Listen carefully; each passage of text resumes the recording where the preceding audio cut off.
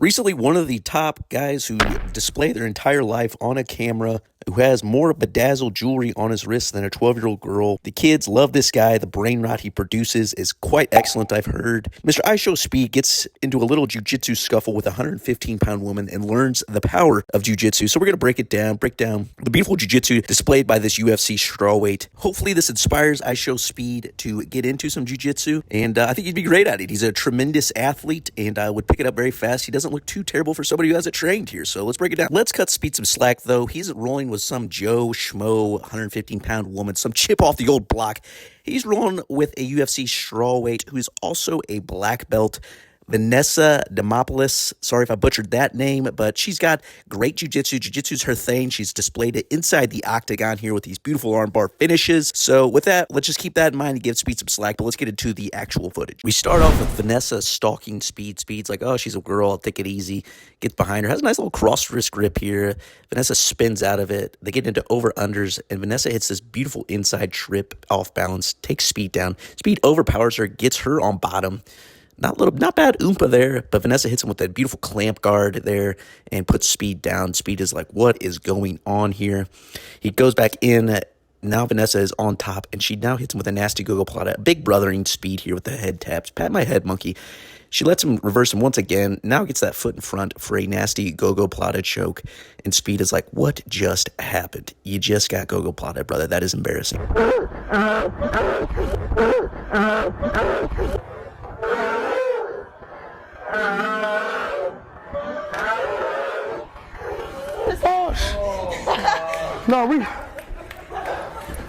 Second round starts the same way. She stalks him, the wrist tying. I don't know what that was. She punched him or something. Now she pulls guard. Effective butt scooting. Speed is like, what in the world? But yeah, kind of funny. She pulls guard on him.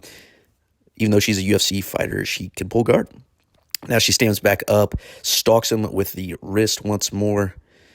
She's wearing all white. Hopefully there's no poop streaks on her bottom. There isn't. She gets an overhook, jumps close guard. Could have taken out his knees there. Needs to be a little bit careful with a new guy. Goes K-guard, backside 50-50. Speed rolls into 50-50. Rolls the right way there. Gets the 50-50 heel hook. Doesn't crank it. Be nice. For to say, let go of it. Because, Speed could turn the wrong way and injure himself there. So Forrest is like, please, please, please let go of that. I do not want this man to sue us. Purple? This is, yeah. I won't hurt him. Okay. I won't hurt him.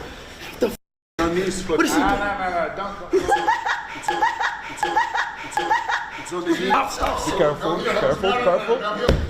Just so you know, Speed, that's really bad if somebody does that to you. Okay, this would look very bad for the UFC. She finally listens, comes up on top here, has him, and just taps him to pressure, just shoulder pressure to the mouth. Not a very Chadley way to tap from Speed, but he just probably doesn't know what's going on. Thought, hey, I should probably tap anyway. Second round starts off. She immediately pulls guard, scoots on the belt once again.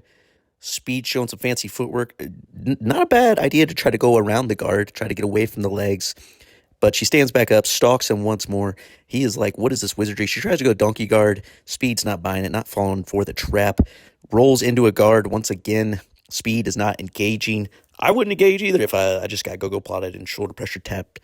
But once again, he's backing up. IBJJF, he probably wouldn't get hit with stalling. ADCC, maybe, probably got a penalty on him.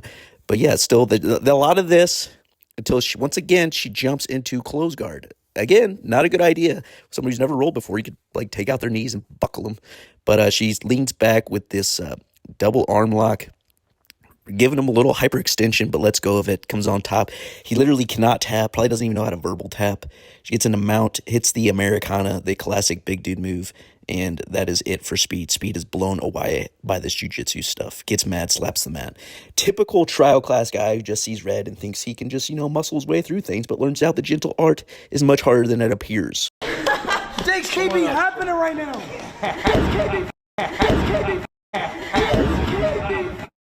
So yeah, Speed learns about the gentle art Look forward to see his jiu-jitsu journey in the future. Hope he pursues it. However, I would say, when you're rolling with a first-timer or somebody who's never rolled before, you shouldn't go for a heel hook against him, all right? They don't know which way to turn is safe, and they could injure themselves even if you're not cranking on it. And also, don't jump into closed guard, all right? That could also injure somebody very badly, all right? We see it all the time in matches. People jump into the closed guard and they buckle their knees. John Danaher even says, no jumping closed guard in the training room. That's how dangerous it is, okay? So yeah, especially against a first-time practitioner like Speed, don't jump closed guard, please.